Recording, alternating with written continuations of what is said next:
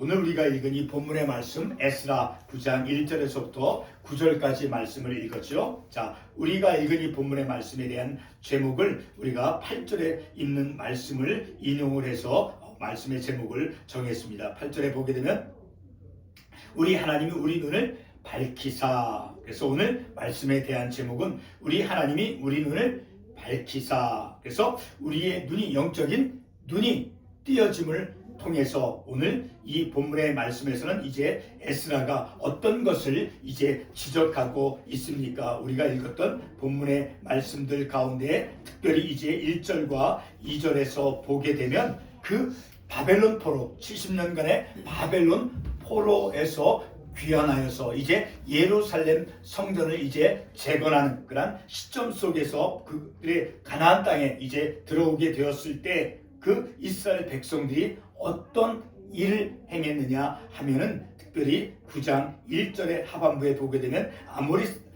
애굽 사람들과 아모리 사람들의 가증한 일을 행하여 악한 일을 행했다라는 거예요. 자, 그리고 계속해서 2절에 보면 그들의 딸을 맞이하여 아내와 며느리로 삼아 거룩한 자손이 그 지방 사람들과 서로 섞이게 하는데 방백들과 고관들이 이 죄에 더욱 으뜸이 되었다 하는지라. 신명기 7장 3절의 말씀에 보게 되면 하나님께서 분명히 이스라엘 백성들은 그 거룩한 백성들이죠. 구별되어진 백성들, 하나님의 거룩한 백성들, 그들은 이방 사람들과 혼인하지 말 것을 하나님께서 분명하게 이스라엘 백성들에게 말씀해 주었죠. 그런 이방 사람들과 혼인하는 그러한 일들을 그들이 행했는데 특별히 2절 하반부에 보게 되면 그런 일들을 어떤 사람들이 주축이 돼서 중심이 돼서 했느냐 보게 되면 그 지방 사람들과 서로 섞이게 하는데 방백들은 한 나라의 그 지도자들을 의미하죠. 그런 지도자들, 통치자들, 그런 지위가 높은 사람들이 먼저 그들이 이제 방백들과 고관들이 이 죄에 더욱 으뜸이 되었다라고 말씀해 주고 있죠. 바로 그런 죄를 범하는 것으로부터 그래서 바벨론 포로에서 돌아온 그 이스라엘 백성들을 향해서 이제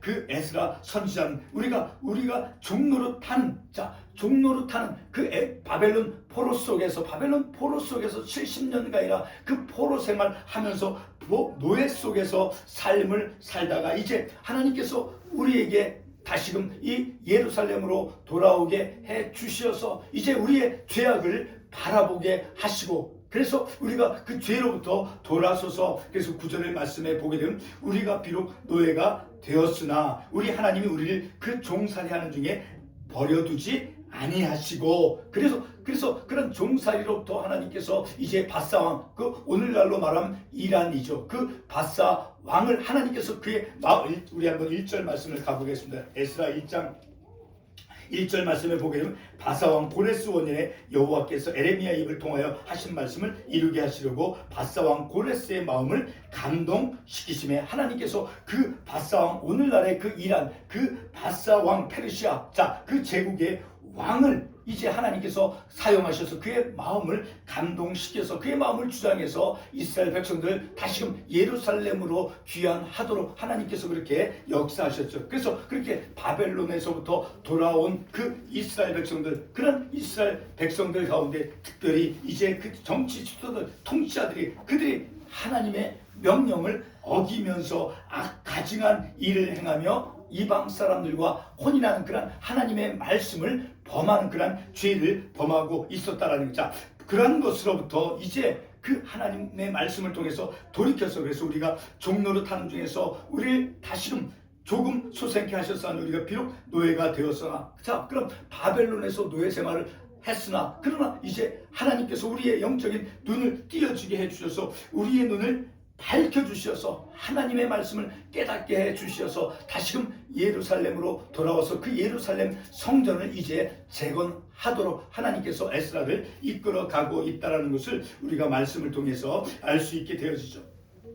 그래서 오늘 우리가 이런 말씀을 상고함을 통해서 우리도 우리의 삶 가운데 어떤 것이 우리의 삶에 악하고 가증하고 하나님의 말씀에 역행되어지는 것이 무엇인가를 바라볼 수 있는 그런 영적인 눈이 띄어짐을 통해서 그래서 하나님의 말씀, 자, 하나님의 말씀대로 우리의 믿음의 삶을 온전히 살아가는 우리가 되어지기를 소원하는 것입니다.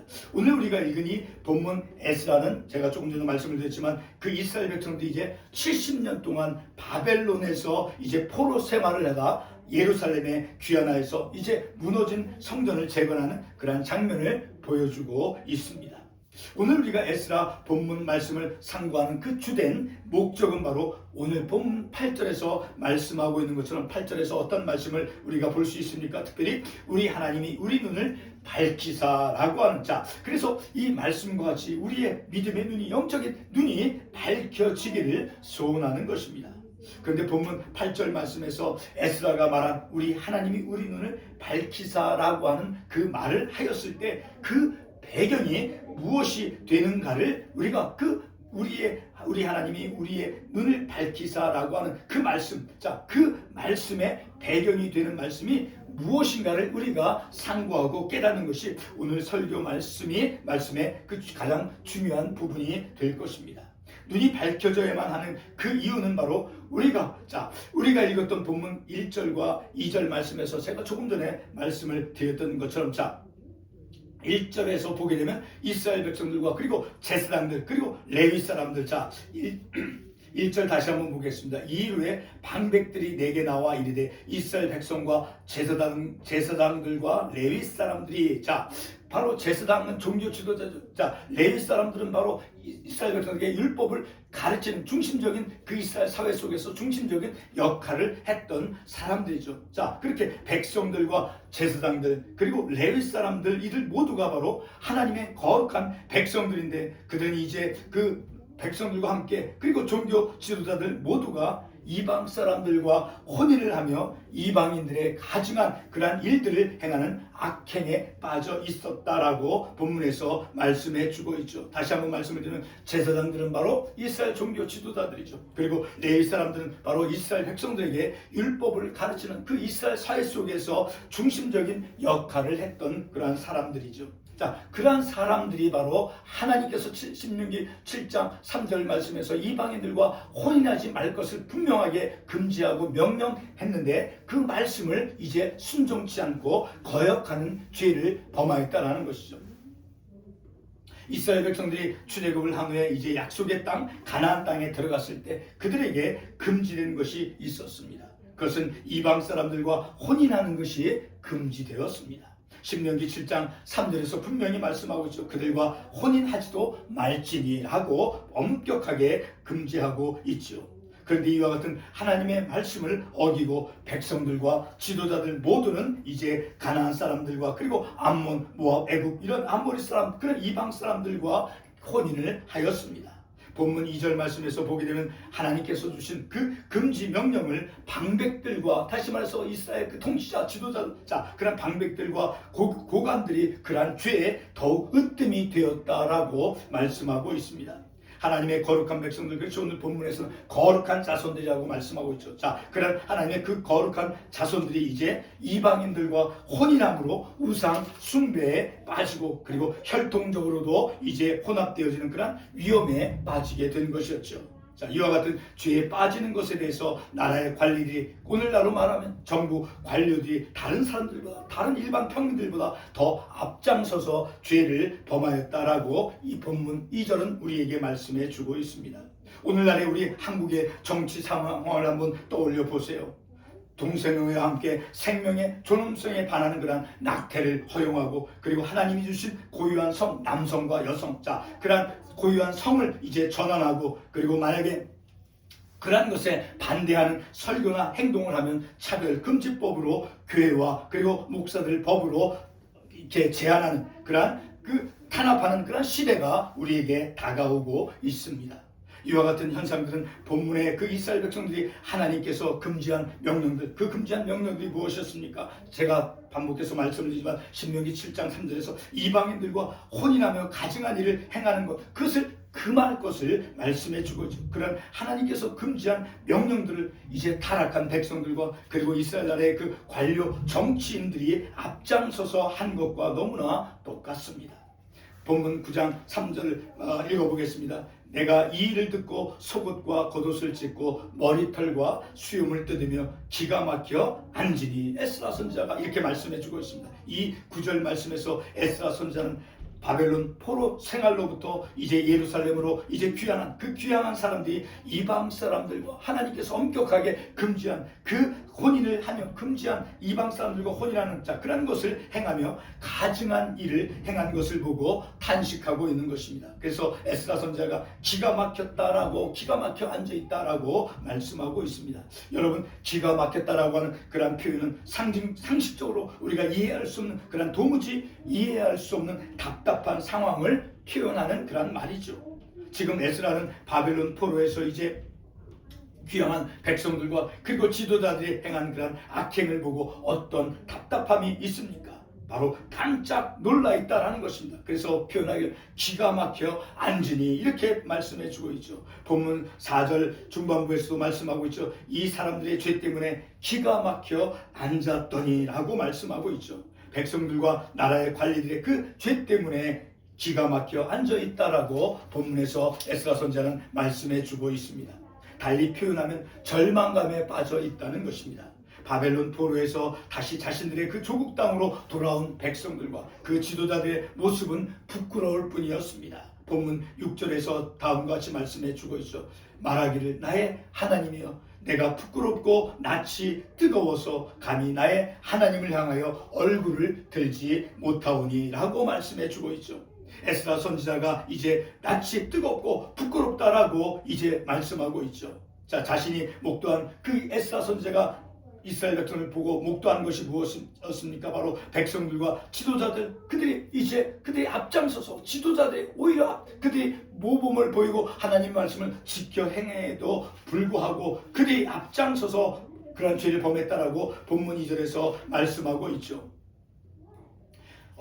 그래서 그러한 상황에 대해서 에스라 선지자는 낯이 부끄럽고 뜨겁고 얼굴을 들지 못한다라고 탄식하며 말씀하고 있습니다. 참으로 심각한 절망적인 현실이었습니다. 그러나 이와 같은 기가 막힌 상황 가운데서도 에스라 선지자는 하나님께서 잠시 동안 은혜를 베푸신다라고 본문 8절에서 말씀해 주고 있죠. 다른 모든 백성들과 지도자들은 하나님의 그 금지 계명에 역행하는 죄 가운데 있었지만 자신과 같은 소수의 사람들 그 얼마를 남겨주었다라고 8절에서 말씀해 주고 있죠. 하나님의 은혜로 남겨진 그 소수의 자신들은 바로 어떤 모습이다라고 말씀해 주고 있습니까? 그 말씀에 보게 되면 8절에서 이렇게 말씀하고 있죠. 우리 하나님 여호와께서 우리에게 잠시 동안 은혜를 베푸사 얼마를 남겨두어 피하게 하신 우리를 그 거룩한 처소에 박힌 목과 같다라고 말씀해 주고 있습니다. 박힌 목과 같, 바로 이렇게 자신들이 이와 같은 박힌 목과 같은 그러한 존재다라고 말씀해 주고 있습니다. 백성들과 지도자들의 그 기가 막힌 그 절망적인 그런 현실에서 에스라 선지자는 이제 자신들의 허물을 알고 하나님께 자신의 눈을 밝혀달라고 간구합니다. 그래서 6절 말씀에 보게 되면 말하기를 나의 하나님이여, 내가 부끄럽고 낯이 뜨거워서 나의 하나님을 향하여 얼굴을 듣지 못하오니 이는 우리 죄악이 많아 정수리에 넘치고 우리 허물이 커서 하늘에 미칩니다. 자, 이렇게 우리의 눈이 밝혀져서 우리의 죄악을 바라보도록 이렇게 하나님께 간구하고 있다라는 것을 볼 수 있다라는 것입니다.